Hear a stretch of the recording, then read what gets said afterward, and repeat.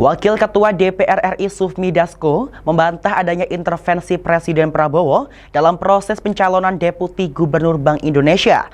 Dasko menjelaskan, terpilihnya Tommy Jiwandono merupakan murni usulan dari internal Bank Indonesia, bukan hasil penunjukan langsung dari Presiden Prabowo. Ya, yang pertama kalau soal Pak Tommy Jiwandono ya, itu kan karena ada pengunduran diri dari salah satu Deputi Gubernur BI. Lalu kemudian yang saya tahu Gubernur BI kemudian mengirimkan surat kepada Presiden. Ada 3 nama calon pengganti Deputi yang mengundurkan diri kepada Presiden.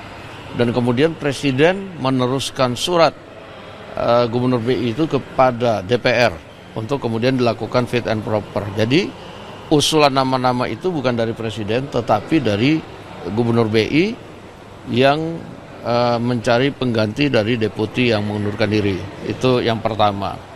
Yang kedua, bahwa Pak Tommy Jiwandono itu sudah tidak dalam struktur kepengurusan yang baru sejak kami Munas kemarin.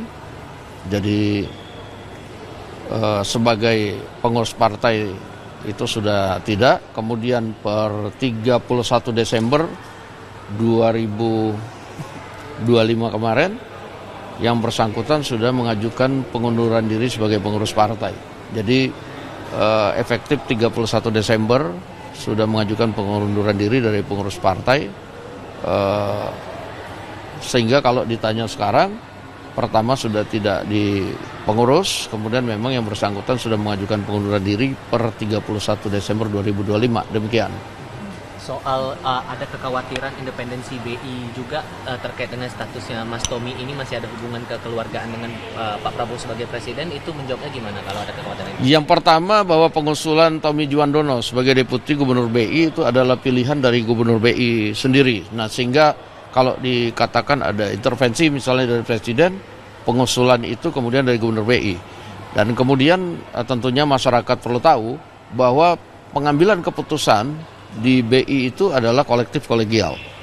Jadi ya bagaimana kemudian seorang deputi misalnya bisa mengambil keputusan-keputusan penting tanpa disetujui oleh yang lain, dan itu nggak mungkin. Demikian.